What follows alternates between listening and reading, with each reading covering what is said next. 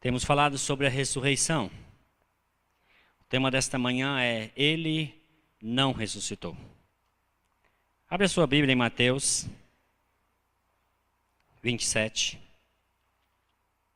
os versos 62 a 66. Mateus 27, 62 a 66.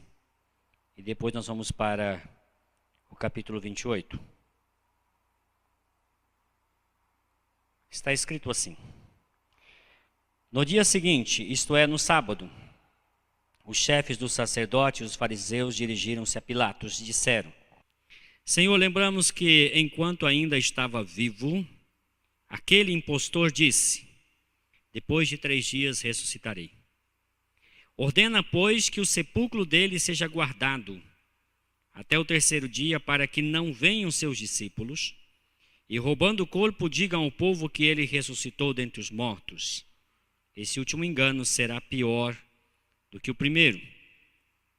Levem um destacamento, respondeu Pilatos. Podem ir e mantenham o sepulcro em segurança, como acharem melhor.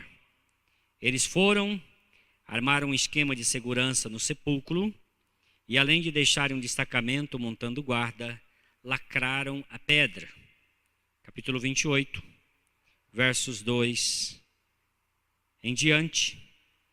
Eis que sobreveio um grande terremoto, pois o anjo do Senhor desceu dos céus e, chegando ao sepulcro, rolou a pedra da entrada e assentou-se sobre ela. Sua aparência era como um relâmpago e as suas vestes eram brancas como a neve. Os guardas tremeram de medo e ficaram como mortos. Agora o verso 11 em diante, no mesmo capítulo. Enquanto as mulheres estavam a caminho, alguns dos guardas dirigiram-se à cidade e contaram aos chefes dos sacerdotes tudo o que havia acontecido.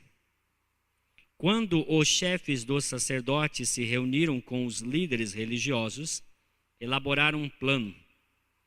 Deram aos soldados grande soma de dinheiro, dizendo-lhes: vocês devem declarar o seguinte: os discípulos dele vieram durante a noite e furtaram o corpo enquanto estávamos dormindo. Se isso chegar aos ouvidos do governador, nós lhe daremos explicações e livraremos vocês de qualquer problema. Assim os soldados receberam a propina e fizeram como tinham sido instruídos. E essa fake news se divulgou entre os judeus até os dias de hoje. A ressurreição de Cristo, ela possui 2 aspectos. O primeiro aspecto é o que nós podemos chamar de aspecto objetivo, fatual. É o ocorrido. E esse aspecto objetivo, ele é único, singular, não passível de ser repetido. Naquela manhã de domingo, antes do sol nascer, um anjo poderoso veio dos céus, rolou a pedra, e a palavra grega é rolou para cima, para mostrar que não foi um Zé Ninguém, rolou a pedra para cima, e o Senhor Jesus, pelo poder de Deus, foi ressuscitado. Os soldados romanos foram testemunhas em primeira mão, porque eles viram, ficaram aterrorizados, saíram correndo. Eles sabiam o que aconteceu. Mas os líderes religiosos molharam a mão deles. Aí você descobre que corrupção não é um patrimônio brasileiro. Já há muito tempo atrás, a corrupção, a propina, a extorsão e tudo mais já existia, e aqui nós temos um relato disso. E disseram para ele: olha, vão dizer aí na cidade que os discípulos vieram e roubaram seu corpo, enquanto dormíamos. E assim, os soldados negaram o aspecto objetivo da ressurreição de Jesus. Qual foi a mensagem que estes homens irresponsáveis proclamaram por toda Jerusalém? Ele não ressuscitou. Roubaram seu corpo. Não houve ressurreição. Eles estavam negando com sua fala aquilo que eles sabiam que era verdade. Mas que eles, por motivos escusos, estavam constantemente dizendo: não ressuscitou. Ele não ressuscitou. Seu corpo foi roubado, seus discípulos roubaram seu corpo para dizer que ele ressuscitou. Assim, as primeiras e mais próximas testemunhas da ressurreição de Jesus negaram-na em seu aspecto objetivo. Mas além do aspecto objetivo da ressurreição de Jesus, existe o aspecto subjetivo da ressurreição de Jesus. E o aspecto subjetivo da ressurreição de Jesus são as consequências do fato. Ele ressuscitou naquela manhã de domingo. E porque ele ressuscitou naquela manhã de domingo, muitas coisas aconteceram a partir de então. E nós podemos hoje, no século 21, afirmar o aspecto objetivo da ressurreição e negar o aspecto subjetivo da ressurreição. Cantarmos aqui, porque ele vive e posso crer no amanhã, sem de fato crer no amanhã.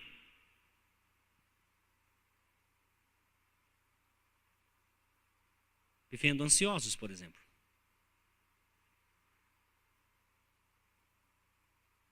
Assim, muitas vezes podemos contrariar os soldados e dizer: ele ressuscitou sim, mas com a nossa vida,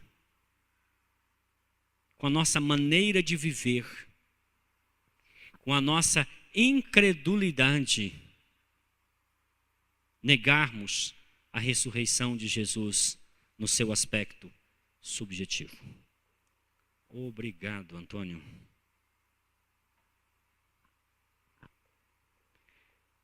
Os discípulos não viram o anjo descendo dos céus. Os discípulos não viram a pedra rolada do sepulcro. Os discípulos não viram o corpo de Jesus saindo do túmulo. Quando os discípulos chegaram lá, o túmulo já estava vazio, Jesus já havia ressuscitado. Mas os discípulos viram o Cristo ressurreto. Os discípulos apalparam o corpo ressurreto de Jesus Cristo. Os discípulos conversaram com Jesus. Os discípulos comeram com Jesus ressurreto. Os discípulos conviveram 40 dias com Jesus ressurreto. Atos 1:3. Eles tiveram provas indiscutíveis da ressurreição de Jesus. Eles viram-no morrer e viram-no vivo entre eles. É por essa razão que no dia de Pentecostes, quando o Espírito Santo veio sobre eles, a mensagem de Pedro era muito clara. Vocês mataram o autor da vida, mas Deus o ressuscitou e o fez Senhor e Cristo. Eles não tinham dúvida. Pedro encontra um paralítico na porta formosa, diz para ele: levanta em nome de Jesus e anda. E aí então as pessoas cercaram-se dele e as autoridades começaram a perguntar: com que autoridade vocês fizeram isso? Pedro então, que outrora estava temeroso, que havia se reunido escondido com os discípulos com medo das autoridades, ele falou assim: saibam vocês que é no nome de Jesus Cristo, aquele que vocês crucificaram, mas que Deus ressuscitou no terceiro dia, é que este homem está andando diante de vocês. Os discípulos criam na ressurreição de Jesus, proclamavam a ressurreição de Jesus e vivenciavam os aspectos subjetivos da ressurreição de Jesus. Eles eram a prova viva que Jesus ressuscitou. As pessoas se perguntam, ele ressuscitou? Na verdade, eu pergunto para você. Quando alguém olha para você, tem dúvida se Jesus ressuscitou?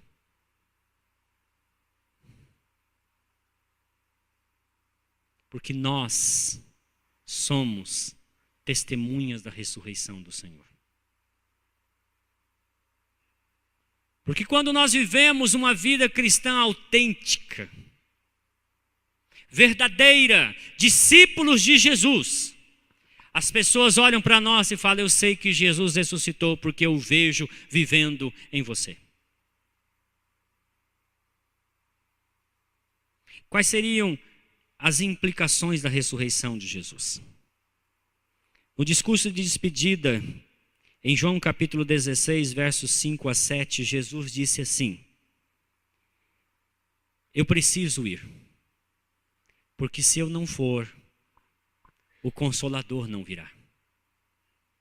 Mas quando eu for, o Pai o enviará. E Jesus disse, quando ele vier, ele terá uma missão específica. Ele me glorificará. A missão maior do Espírito Santo é glorificar o Cristo ressurreto. E como que ele faz isso? Primeiramente, o Espírito Santo regenera os que creem.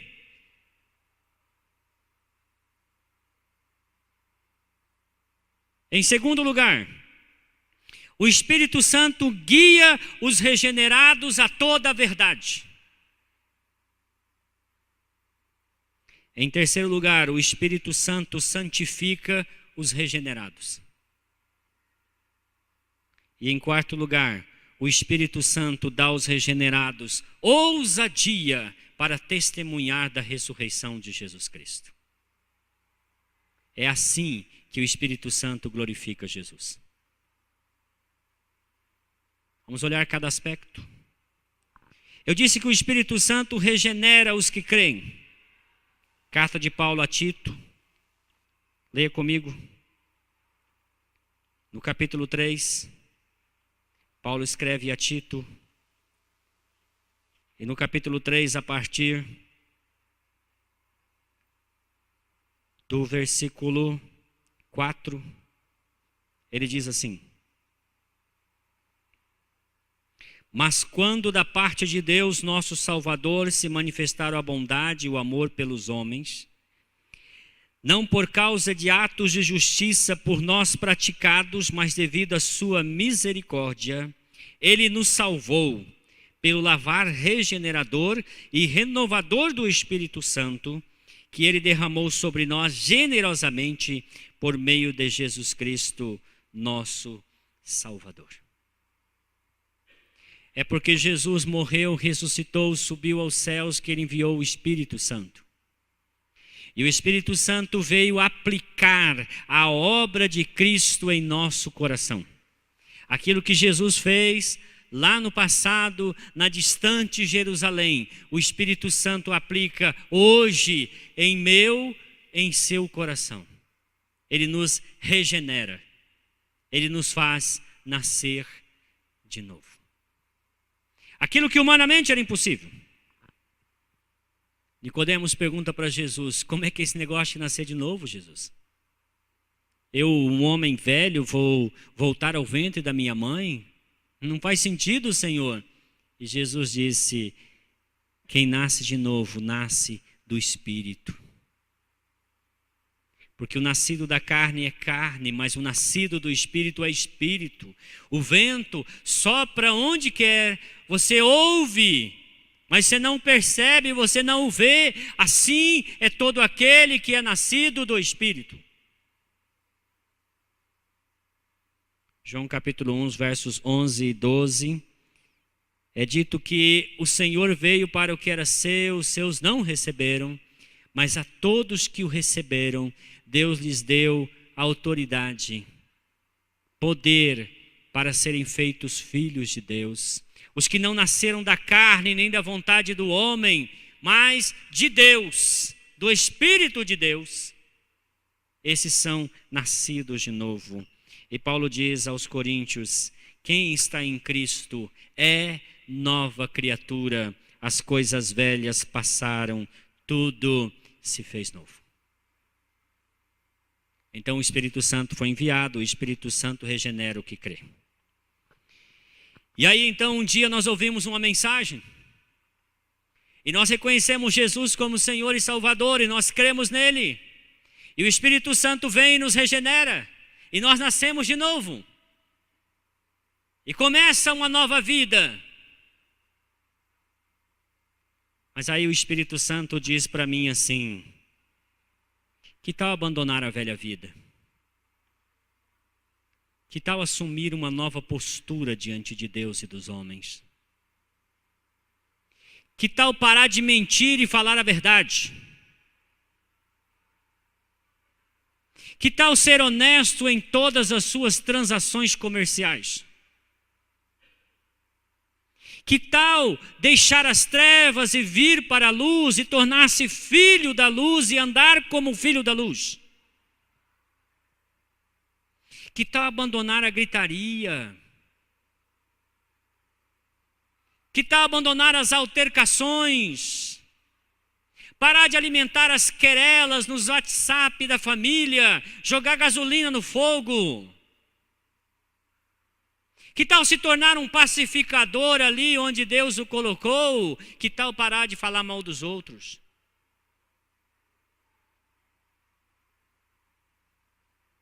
Que tal deixar as coisas velhas do passado no passado? Abandonar o velho homem que foi crucificado com os seus feitos na cruz e se revestir do novo homem, segundo a verdade e santidade em Cristo Jesus.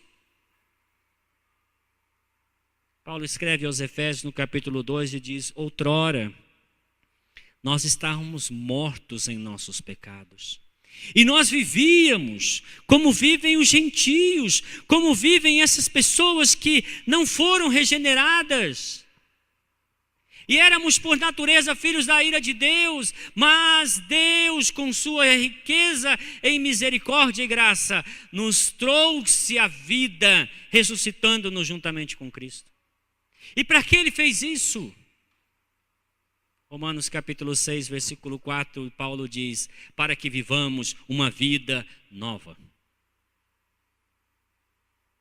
E na mesma carta aos Efésios, no capítulo 4, a partir do verso 17, Paulo diz assim: portanto, se vocês nasceram de novo, não vivam mais como vivem os gentios, na ignorância dos seus pensamentos, cujos corações são endurecidos, vivendo em maledicências, em malícias, em chocarrices, em bebedices, em orgias, em glutonarias, em práticas que eles mesmos sabem que são erradas. Porque nós éramos trevas, nós somos luz, devemos andar como um filho da luz. E como anda um filho da luz? Andando naquilo que aprova Deus. Não compactuando com as obras das trevas, não concordando com os males da sociedade, não sendo nós os propagadores dos discursos de ódios que a gente vê na internet, sem racismos. Só existe uma raça, gente, a raça humana. Pigmentação de pele não importa para Deus. Se não importa para Deus, por que importa para você? A Bíblia diz assim que em Cristo não tem homem, não tem mulher, não tem escravo, não tem livre, não tem isso, não tem aquilo, todos nós somos um em Cristo Jesus. Uma cientista tirou foto de um buraco negro. Palmas para ela. Mas é uma cientista. Palma para ela. Reconhece o valor das pessoas, independente de seu sexo. Isso é o de menos. Nós precisamos, como cristãos, adotar uma postura contrária ao caminho da sociedade. Mas nós entramos no meio deles e começamos a incentivar. E aí vai lá um youtuber esparramando ódio e a gente vai lá e curte. Para, gente, pelo amor de Deus. Jesus não ia curtir coisa nenhuma. Jesus ia dizer para ele assim: para com isso, garoto. Vai cuidar da sua mãe que está doente.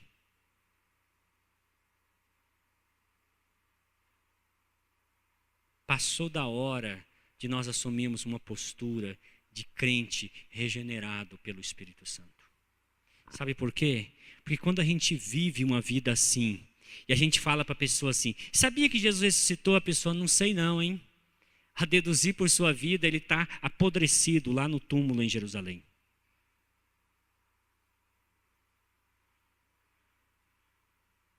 Ele regenera os que creem. Em João capítulo 16, Jesus diz assim, versos 12 e 13.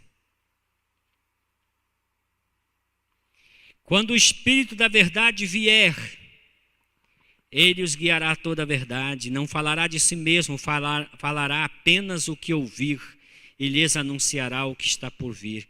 Ele me glorificará, porque receberá do que é meu e o tornará conhecido a vocês.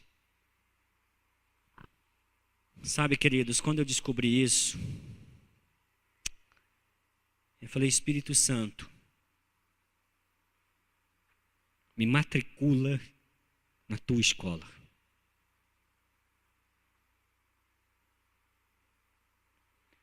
Às vezes as pessoas falam assim: pastor, o que você sabe é porque você estudou? Sim e não. Porque sem a ajuda do Espírito Santo, tudo que eu estudei me tornaria um teólogo indiferente à obra de Deus. Conheço gente que já estudou muito mais do que eu, mas não se matriculou na escola do Espírito Santo. Resultado: conhece a letra, mas não conhece o escritor.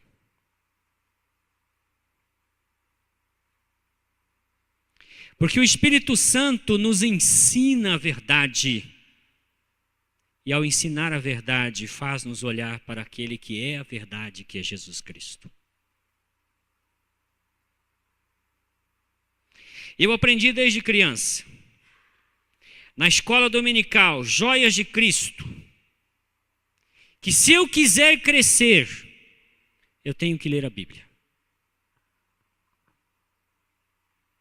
A canção dizia: leia a Bíblia e faça a oração se quiser crescer. Porque quem não ora e a Bíblia não lê, diminuirá. E quando eu nasci de novo, eu falei: quer saber, eu quero crescer em graça e no conhecimento do Senhor, por isso eu vou ler a Bíblia. Crente 10 anos na igreja, nunca leu a Bíblia. Vergonha!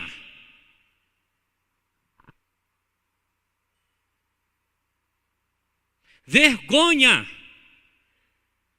Lê a Bíblia. Está aí. Os chineses cristãos, muitos deles não têm a Bíblia, irmãos.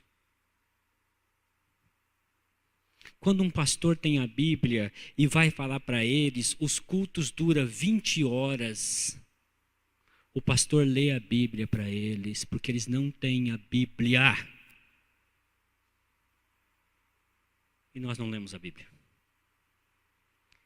E aí achamos que o Espírito Santo guia a gente assim, igual um GPS, né? Filho, vira para a direita, depois vira para a esquerda. O Espírito Santo não é GPS nenhum, irmãos. O Espírito Santo te guia pela palavra. E se a palavra não está em sua mente e coração, o Espírito Santo é um GPS desligado. Ele não vai te guiar a verdade nenhuma, porque ele depende da verdade revelada nas Escrituras. Não é lendo o livro do Benihim que você vai descobrir como ser guiado pelo Espírito Santo. É lendo a Bíblia. É aqui que o Espírito Santo fala conosco. Então abre a sua Bíblia. Eu vi uma história que uma vez um pastor foi almoçar na casa de uma família tradicional da igreja. E o pastor desconfiava que aquelas pessoas não liam a Bíblia. O pastor desconfia às vezes, sabia? E aí ele foi almoçar e ele pediu a Bíblia que estava disponível ali. E depois então que ele almoçou, ele devolveu a Bíblia. E tempos depois, aquela família estava comentando que o pastor tinha roubado um garfo de prata da família. E aí então foi levado em assembleia, vão mandar o pastor embora, é um ladrão de talheres. Aí o pastor disse: irmãos, eu não roubei, eu simplesmente coloquei o garfo dentro da Bíblia deles. Quando eu for na sua casa, não me dê uma Bíblia, eu vou fazer a mesma coisa. Porque, queridos, muitas vezes, a gente vai na casa de alguns irmãos, eles têm a Bíblia aberta no Salmo 91, como se fosse um mantra, como se do Salmo 91 saísse fluidos, que vão como um sachê.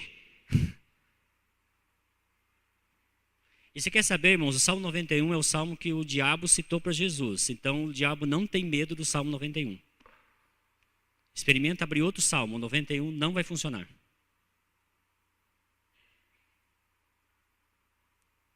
O diabo tem medo da Bíblia aqui e aqui. Na sua estante, a sua Bíblia fechada é igual a qualquer outro livro. Mas quando a gente não conhece nada das Escrituras, e o Espírito Santo não nos guia à verdade, nós não sabemos quem é Jesus, o que Jesus fez e quais os benefícios de tudo que Ele fez por nós.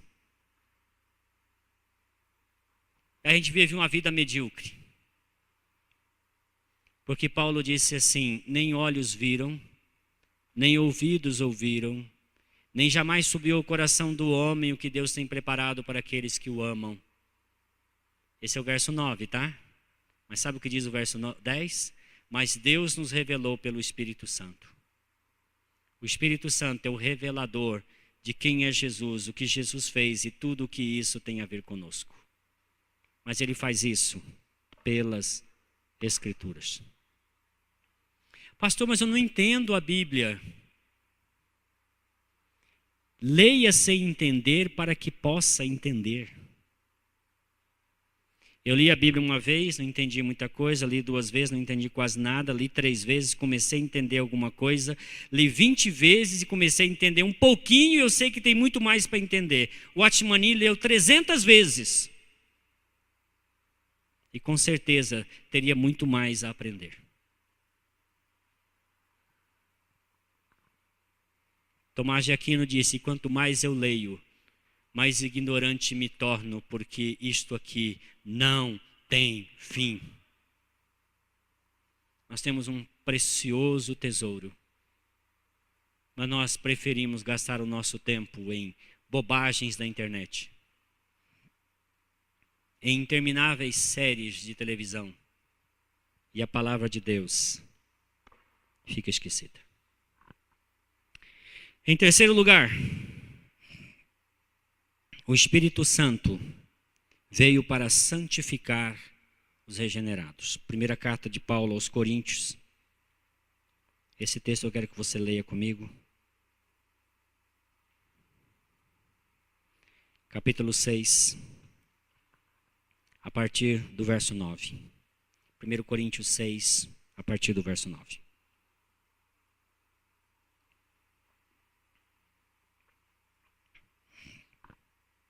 Vocês não sabem que os perversos não herdarão o reino de Deus?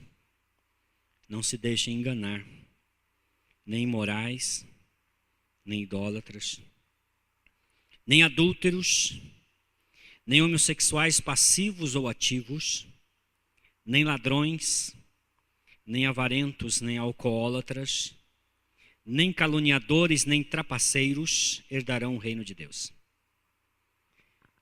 Assim foram alguns de vocês. Paulo conhecia o rebanho de corintianos. Ele está dizendo aqui, vocês eram assim. Tinha uns palmeirenses lá também, tinha outros, mas era da igreja de Corinto. Mas olha o que ele diz. Mas vocês foram lavados. Glória a Deus. Aleluia.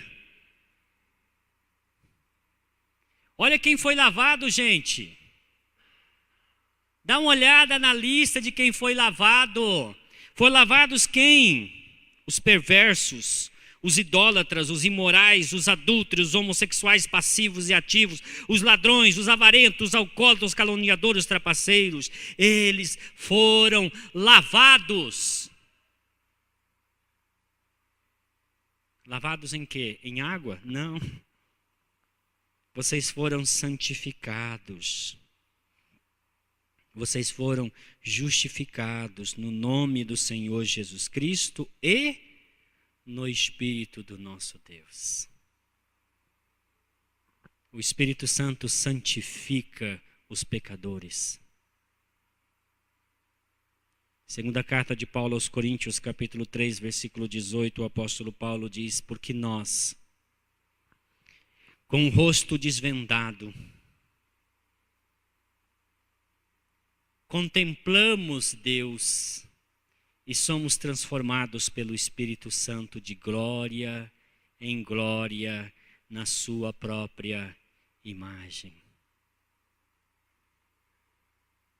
O apóstolo Paulo diz que nós fomos criados em Cristo Jesus, transformados segundo um padrão, o padrão de Cristo. E no capítulo 4 ele diz assim: cresçamos em tudo naquele que é o cabeça, para que sejamos santificados na verdade, para que quanto relação ao velho homem, nós abandonemos a ele suas práticas e adotemos práticas condizentes de um novo homem. Eu tive uma experiência, e foi uma experiência dolorosa, de ser atacado por abelhas. E para me livrar das abelhas eu tive que rolar no chão, literalmente. Eu fiquei muito sujo e esfolado. Foi uma coisa assim, indescritível. E eu fui para o hospital assim, tomei remédio por causa disso, para não ter um colapso. De fato foi uma coisa assim muito perigosa. E quando eu cheguei na casa da minha sobrinha, eu estava cansado e sujo. Foi o melhor banho que eu tomei na minha vida. Que banho maravilhoso. Poder me livrar daquela sujeira. Eu precisei me colocar debaixo de uma lona de caminhão para fugir das abelhas. Samuel que nos visita, você lembra desse incidente, Samuel? Eu contei na igreja. E quando eu tomei aquele banho, eu chorei. Eu disse: Senhor, obrigado, muito obrigado, porque eu estou aqui tomando este banho. Eu podia ter morrido. E graças a Deus por aquele peão que me ajudou colocando a lona, a minha, meu filho. Mas quando eu tomei aquele banho e eu pude colocar uma roupa nova, eu me senti como alguém que nasceu de novo. Agora, queridos, o Espírito Santo deu um banho em você, lavou você. Aí depois que ele lava você, Você vai lá e pega a velha roupa suja e coloca de novo, pelo amor de Deus. Não faz o mínimo sentido.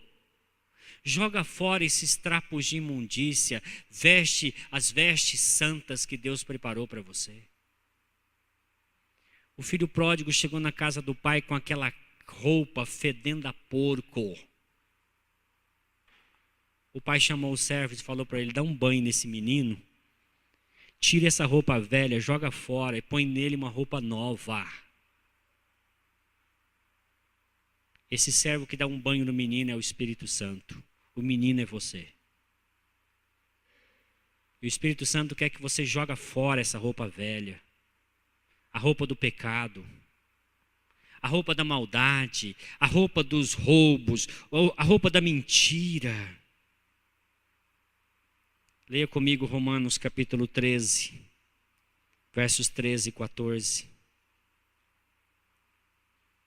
Estes foram os versículos que despertaram Agostinho para romper com a velha vida e nascer de novo. Romanos 13, versos 13 e 14.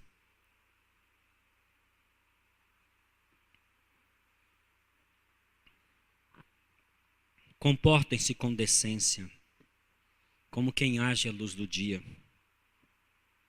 Não em orgias e bebedeiras, não em imoralidade sexual e deprovação, não em desavença e inveja. Ao contrário, revistam-se do Senhor Jesus Cristo e não fiquem premeditando como satisfazer os desejos da carne. Queiram ser revestidos de Jesus. Aí as pessoas vão olhar para você e vai dizer assim: vestido de Jesus, hein?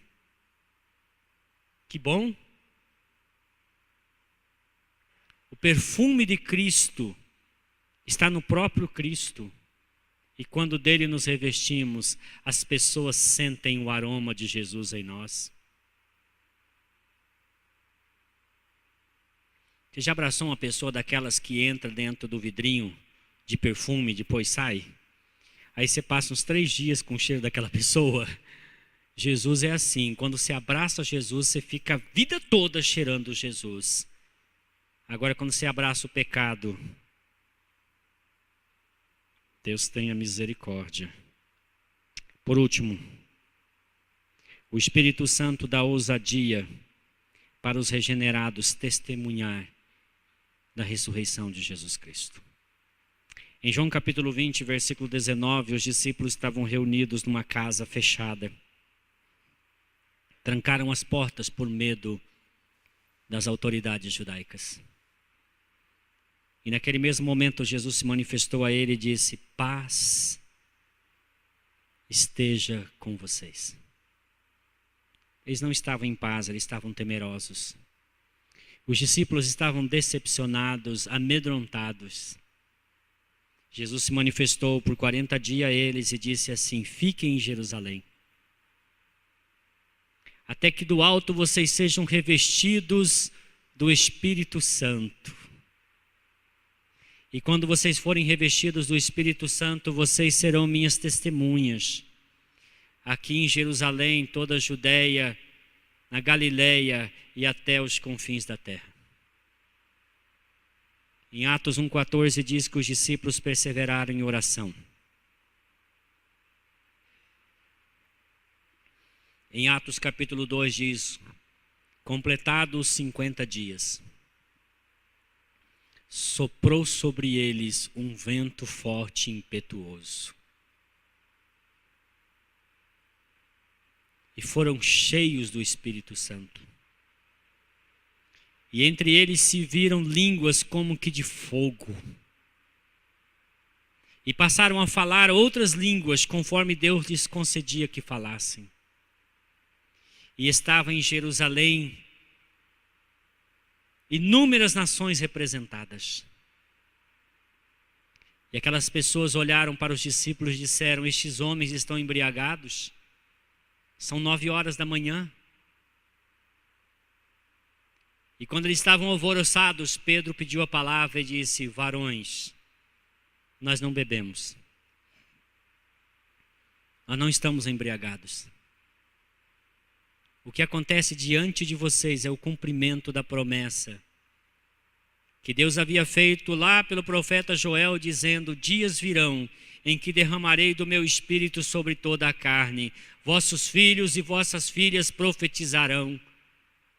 Vossos velhos terão sonhos. E toda carne será salva. Uma promessa de Deus de restauração da nação de Israel.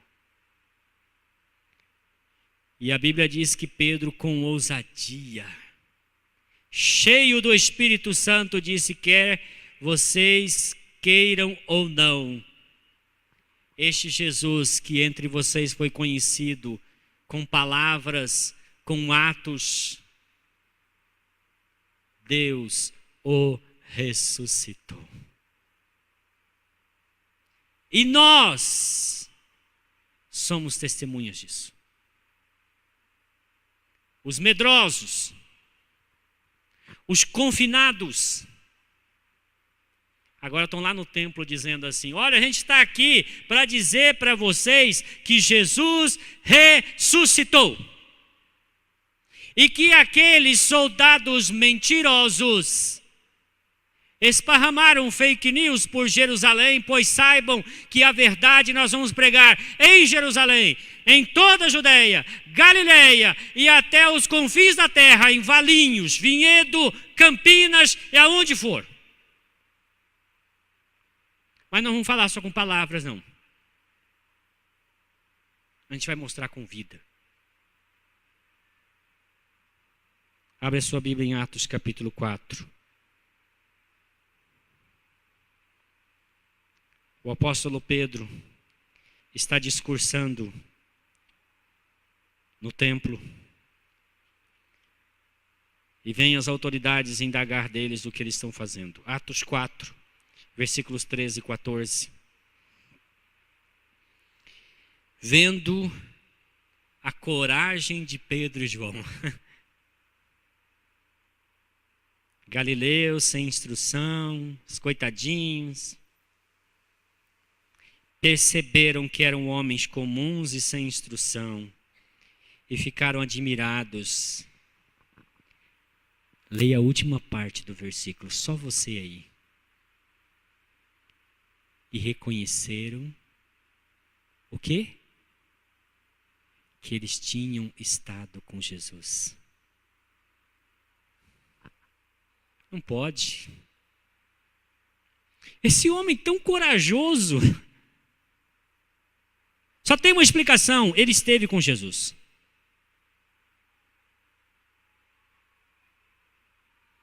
E o verso 14 diz: e como podiam ver ali com eles o homem que fora curado, nada podiam dizer contra eles. Conta-se uma história. É história, tá, gente? História com E, não história com H maiúsculo. Que um certo bispo, tendo construído uma grande igreja, uma catedral, tendo inaugurado aquela catedral, satisfeito, na noite da inauguração, dormiu e sonhou. E era um grande admirador de Agostinho. E em seu sonho, quem vem visitar a sua catedral? Agostinho. E ele então diz: ó, querido Agostinho, sua inteligência, suas colocações, sua espiritualidade impactaram muito minha vida. Eu quero te mostrar a catedral que eu construí. E Agostinho: pois não, vamos conhecê-la. E ele entrou e disse: olha, que vitrais maravilhosos. Aqui os mistérios dolorosos, ali os gloriosos, ali os gloriosos e não sei mais do que osos e tal. E Agostinho: impressionante. Aqui o altar de ouro, ali então, isto, aquilo. E Agostinho olhou e disse: muito bom, muito interessante. E aquele bispo disse para Agostinho: um dia na Porta Formosa, Um paralítico chegou e disse para Pedro e João, o João e o Pedro disse para eles, nós não temos dinheiro para te dar, mas levanta, anda. E aí aquele bispo disse, olha, agora nós, igreja, não podemos dizer não temos dinheiro, nós temos dinheiro. E Agostinho disse, mas a minha pergunta é, vocês podem dizer ao paralítico, levanta e anda?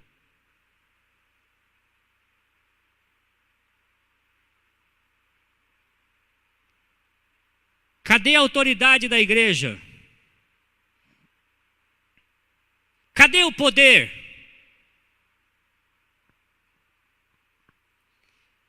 A igreja pós-moderna confia muito nos seus recursos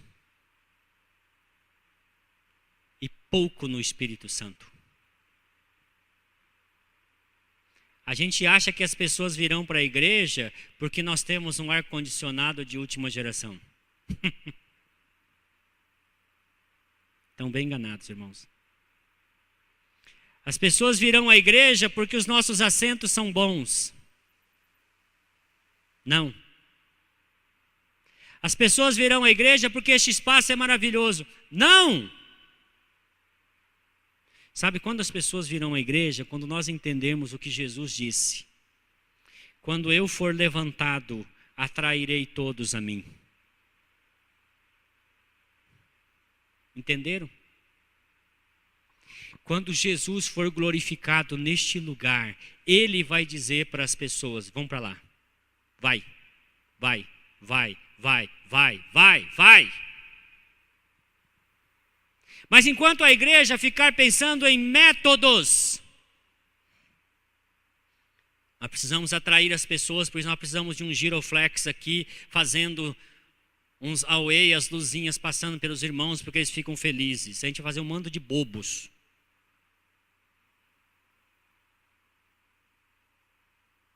Porque quem é atraído à igreja por causa de show pirotécnico é a mesma pessoa que na virada do ano vai lá assistir a queima de fogos em Copacabana. Tanto faz. Agora aquele que Jesus atraiu a ele, esse sim, vem movido pelo Espírito Santo. Porque Deus exaltou Jesus e o colocou acima de todo nome, para que o nome dele se dobre todo o joelho dos que estão nos céus e na terra. Quando Jesus for exaltado neste lugar, Jesus trará os pecadores a ele. Escrevam isso. Tudo isso aqui é adereço. Jesus é a essência de todas as coisas. Mas quando nós não temos autoridade para testemunhar de Jesus, quando o nosso testemunho é frouxo, fraco, a gente tem aquele amigo no trabalho, e o casamento do amigo está em frangalhos, e aí você quer ajudar o amigo, mas como é que você pode ajudar o amigo, se na hora do cafezinho você estava contando piadas indecentes com ele? Você estava rindo do racismo dele e fazendo piadinhas racistas com ele. Seu testemunho é fraco. Não vale nada. Quando ele estava enchendo a cara, você estava junto com ele. Você chega, Jesus resolve o problema da sua vida. Ele vai dizer, e resolveu o seu?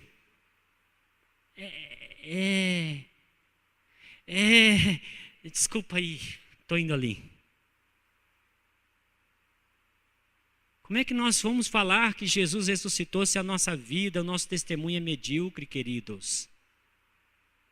As pessoas não serão convencidas se nós não tivermos ousadia. E sabe quem tem ousadia? Quem vive em coerência. Vamos ler os versículos 23 desse mesmo texto de Atos capítulo 4. Olha o que aconteceu, eles foram açoitados. E depois, quando foram soltos, Pedro e João voltaram para os seus companheiros e contaram tudo o que o chefe do sacerdote e os líderes religiosos lhes tinham dito. Tinham proibido eles de pregar sobre Jesus. E o que eles fizeram? Eles oraram. E eles oraram o quê? Veja o verso 29. Agora, Senhor, castiga quem bateu na gente. Faz cair fogo do céu sobre esse monte de hipócrita. Apaga o nome deles do livro da vida. Não, não, não, não. Olha o que os discípulos pediram. Verso 29.